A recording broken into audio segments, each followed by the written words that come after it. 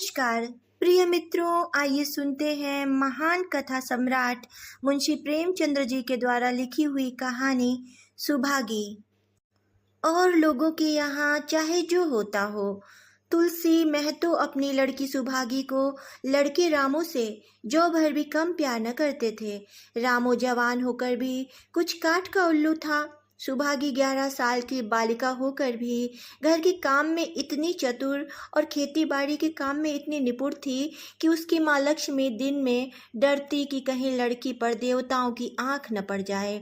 अच्छे बालकों से भगवान को भी तो प्रेम होता है, कोई सुभागी का बखान न करे, इसलिए वह अनायास ही उसे डांटती रहती थी। बखान से लड़के बिगड़ जाते हैं, यह भय तो न था, भय था नजर का।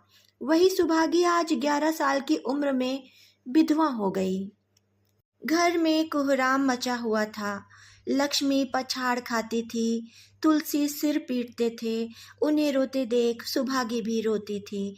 बार बार माँ से पूछती, क्यों रोती हो अम्मा? मैं तुम्हें छोड़कर कहीं न जाऊंगी, तुम क्यों रोती हो? उसकी भोली बात सुनकर माता का दिल और भी फटा जाता था। वह सोचती थी, ईश्वर तुम्हारी यही लीला है, जो खेल खेलते हो वह दूसरों को दुख देकर। ऐसा तो पागल करते हैं, आदमी पागलपन करे तो उसे पागल खाने में भेजते हैं, मगर तुम जो पागलपन करते हो उसका कोई दंड नहीं। ऐसा खेल कैसे काम का कि दूसरे रोएं और तुम हंसो। तुम्हें लोग दयालु कहते हैं, यही तुम्हारी दया है। और सुभागी क्या सोच रही थी? उसके पास कोठरी भर रुपए होते तो वह उन्हें छिपा कर रख देती। एक दिन चुपके से बाजार चली जाती और अम्मा के लिए अच्छे अच्छे कपड़े लाती। दादा जब बाकी मांगने आते तो चट रुपए निकाल कर दे देती। अम्मा दादा कितने खुश होते। जब सुभागी जवान हुई तो लोग तुलसी महतो पर दबाव डालने लगे कि लड़की का कहीं घर कर दो। जवान लड़की का यूं फिरना ठीक नहीं। जब हमारी बिरादरी में इसकी कोई निंदा नहीं है तो क्यों सोच विचार करते हो?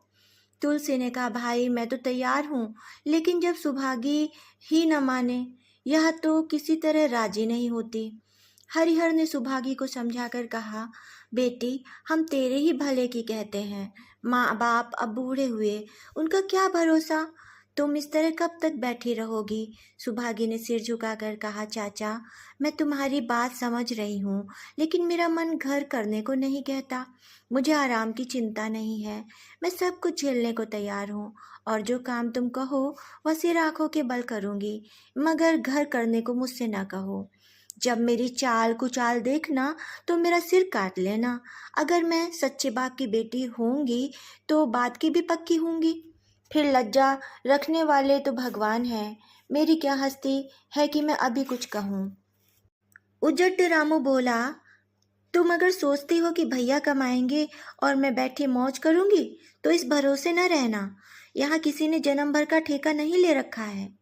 रामू की दुल्हन रामू से भी 2 अंगुल ऊंची थी। मटक कर बोली, हमने किसी का कर्ज थोड़े ही खाया है कि जन्म भर बैठे भरा करें। यहाँ तो खाने को भी महीन चाहिए, पहनने को भी महीन चाहिए। यह हमारे बूते की बात नहीं है। सुभागी ने गर्व से भरे हुए स्वर में कहा, भाभी मैंने तो तुम्हारा आसरा भी नहीं किया, और भगवान ने चाहा तो कभी करूंगी भी नहीं। तुम अपनी देखो, मेरी चिंता न करो। रामू की दुल्हन को जब मालूम हो गया कि सुभागी घर न करेगी तो और भी उसके सिर हो गई। हमेशा एक न एक कुचड़ लगाए रहती, उसे रुलाने में जैसे उसको मजा आता था। वह बेचारी पहर रात से उठकर कूटने पीसने में लग जाती, चौका बर्तन करती, गोबर पाती, फिर खेत में काम करने चली जाती। दोपहर को आकर जल्दी जल्दी खाना पकाकर सबको खिलाती। रात को कभी माँ के सिर में तेल डालती, कभी उसकी देह दबाती। तुलसी चीलम के भक्त थे, उन्हें बार बार चीलम पिलाती। जहाँ तक उसका बस चलता माँ बाप को कोई काम न करने देती। हाँ, भाई को न रोकती, सोचती यह तो जवान आदमी है, यह काम न करेंगे तो गृहस्थी कैसे चलेगी। मगर रामू को यह बुरा लगता। अम्मा और दादा को तिनका तक नहीं उठाने देती और मुझसे पीसना चाहती है। यहाँ तक कि एक दिन वह जामे से बाहर हो गया। सुभागी से बोला, अगर उन लोगों का बड़ा मोह है तो क्यों नहीं अलग होकर रहती हो? तब सेवा करो तो मालूम हो कि सेवा कड़वी लगती है कि मीठी। दूसरों के बल पर वाहवाही लेना आसान है, बहादुर वह है जो अपने बल पर काम करे। सुभागी ने तो कुछ जवाब न दिया। बात बढ़ जाने का भय था, मगर उसके माँ बाप बैठे सुन रहे थे।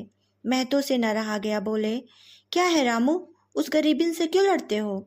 रामू पास आकर बोला, तुम क्यों बीच में कूद पड़े? मैं तो उसको कहता था, तुलसी, जब तक मैं जीता हूँ तुम उसे कुछ नहीं कह सकते। मेरे पीछे जो चाहे करना। बेचारी का घर में रहना मुश्किल कर दिया। रामू, आपको बेटी बहुत प्यारी है तो उसे गले बांध कर रखिए, मुझसे तो नहीं सहा जाता। तुलसी, अच्छी बात है, अगर तुम्हारी यही मर्जी है तो यही होगा। मैं कल गांव के आदमियों को बुलाकर बंटवारा कर दूंगा। तुम चाहे छूट जाओ, सुभागी नहीं छूट सकती।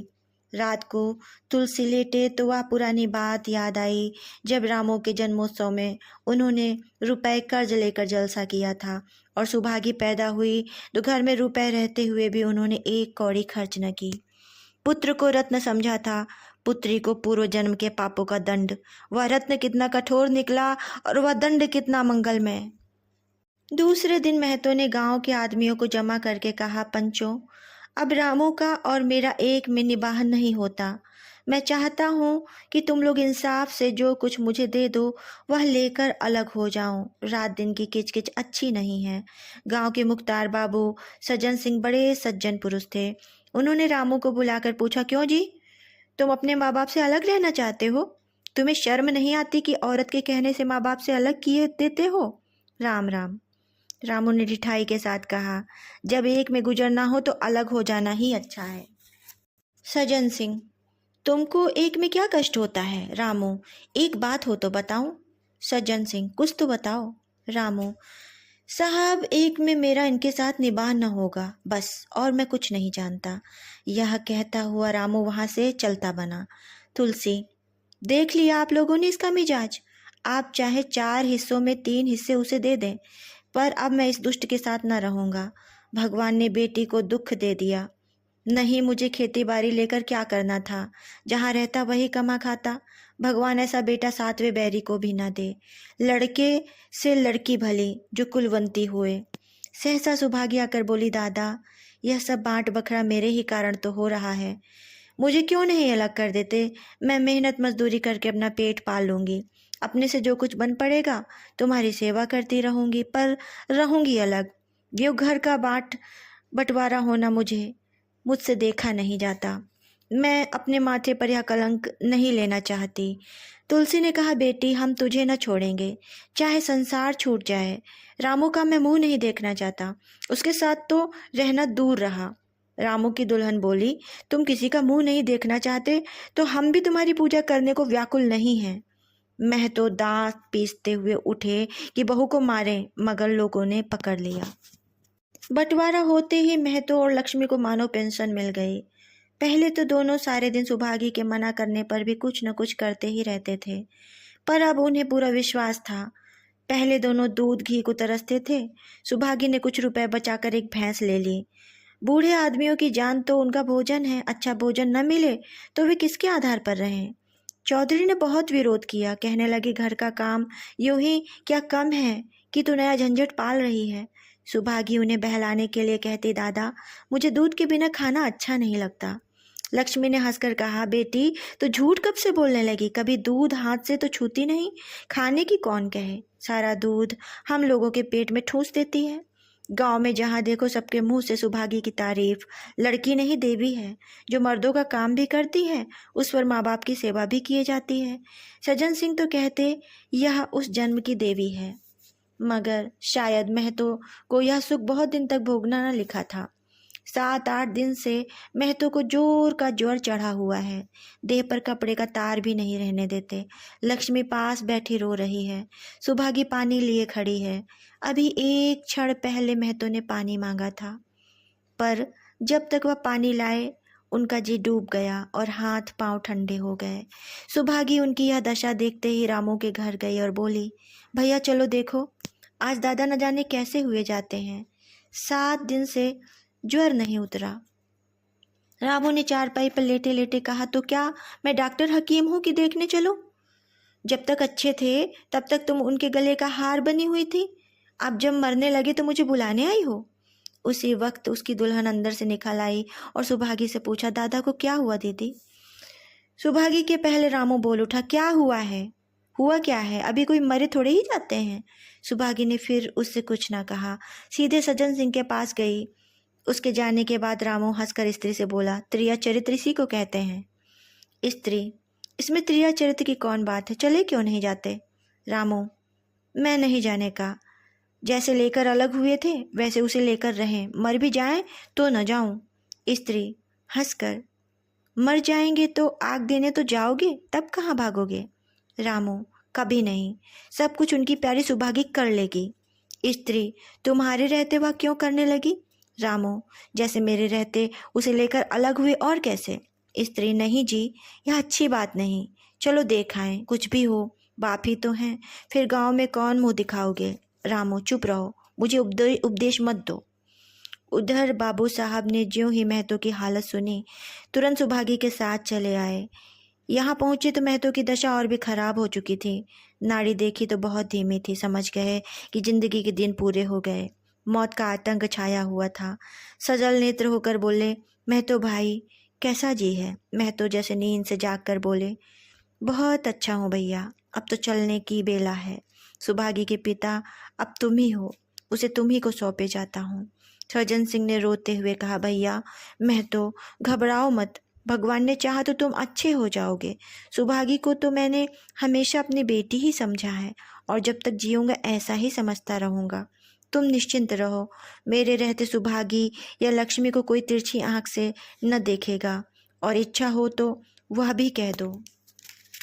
महतो ने विनीत नेत्रों से देखकर कहा, और कुछ नहीं कहूँगा भैया, भगवान तुम्हें सदा सुखी रखे। सज्जन सिंह, रामू को बुला दो, उससे जो भूल चूक हुई हो क्षमा कर दो। महतो, नहीं भैया, उसी पापे हत्यारे का मुंह मैं नहीं देखना चाहता। इसके बाद गोदान की तैयारियां होने लगी। रामू को गांव भर ने समझाया पर वह अंत्येष्टि करने को राजी न हुआ।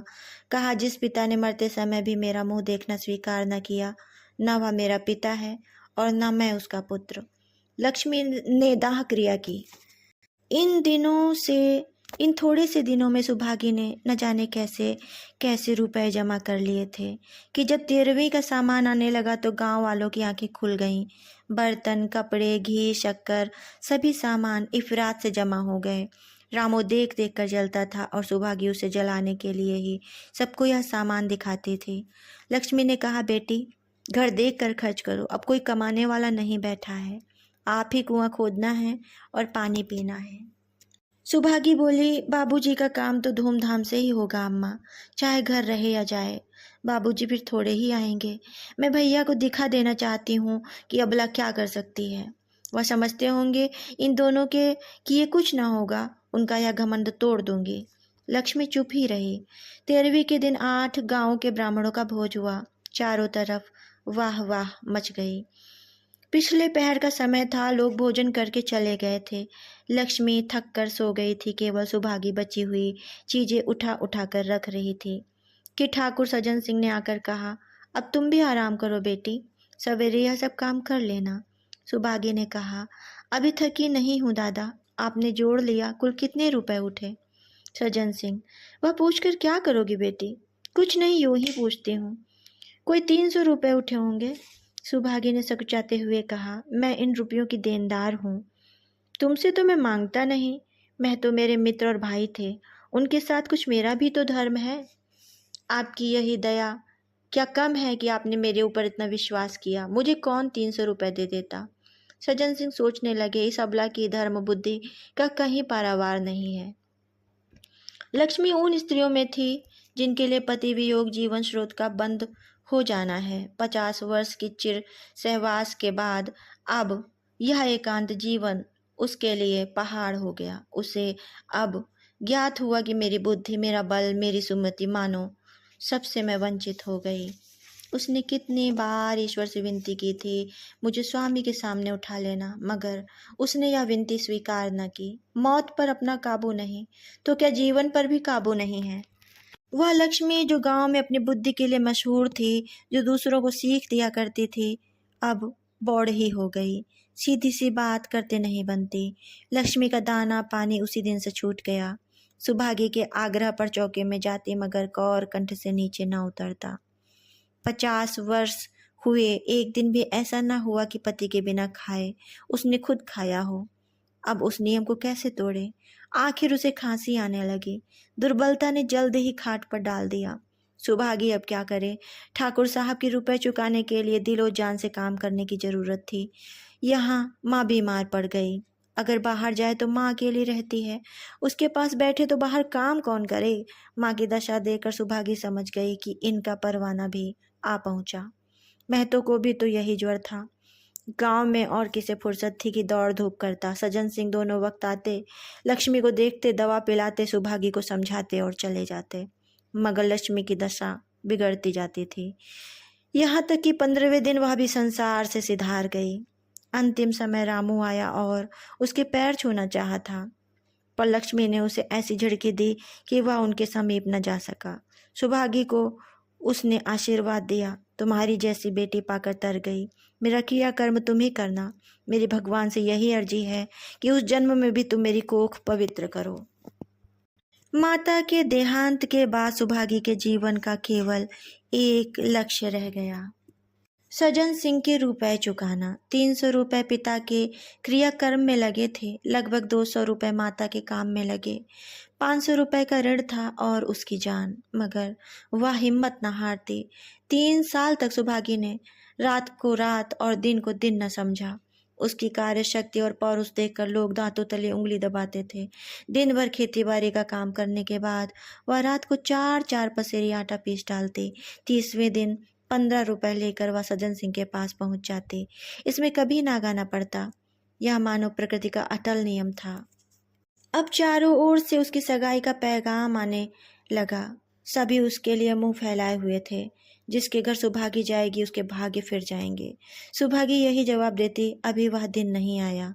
जिस दिन सुभागी ने आखिरी किस्त चुकाई उस दिन उसकी खुशी का ठिकाना न था। आज उसके जीवन का कठोर व्रत पूरा हुआ।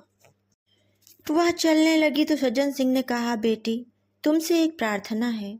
कहो कहूँ, कहो ना कहूँ, मगर वचन दो कि मानोगी। सुभागी ने कृतज्ञ भाव से देखकर कहा, दादा आपकी बात ना मानूंगी तो किसकी बात मानूंगी? मेरा तो रोया रोया आपका गुलाम है। सज्जन सिंह, अगर तुम्हारे मन में यह भाव है तो मैं न कहूँगा। मैंने अब तक तुमसे इसीलिए नहीं कहा कि तुम अपने को देनदार समझ रही थी। अब रुपए चुक गए, मेरा तुम्हारे ऊपर कोई एहसान नहीं है, रत्ती भर भी नहीं। बोलो कहूँ? सुभागी, आपकी जो आज्ञा हो। सज्जन सिंह, देखो इनकार न करना, नहीं मैं फिर तुम्हें अपना मुंह न दिखाऊंगा। सुभागी, क्या आज्ञा है? सज्जन सिंह, मेरी इच्छा है कि तुम मेरी बहू बनकर मेरे घर को पवित्र करो। मैं जात पात का कायल हूँ, मगर तुमने मेरे सारे बंधन तोड़ दिए। मेरा लड़का तुम्हारे नाम का पुजारी है। तुमने उसे देखा है। बोलो मंजूर करती हो? सुभागी, दादा इतना सम्मान पाकर पागल हो जाऊंगी। सज्जन सिंह, तुम्हारा सम्मान भगवान कर रहे हैं। तुम साक्षात भगवती का अवतार हो। सुभागी, मैं तो आपको अपना पिता समझती हूँ। आप जो कुछ करेंगे मेरे भले के लिए करेंगे। आपके हुक्म को मैं कैसे इनकार कर सकती हूँ? सज्जन सिंह ने उसके माथे पर हाथ रखकर कहा, बेटी तुम्हारा सुहाग अमर हो। तुमने मेरी बात रख ली। मुझसे भाग्यशाली संसार में और कौन होगा? कहानी समाप्त।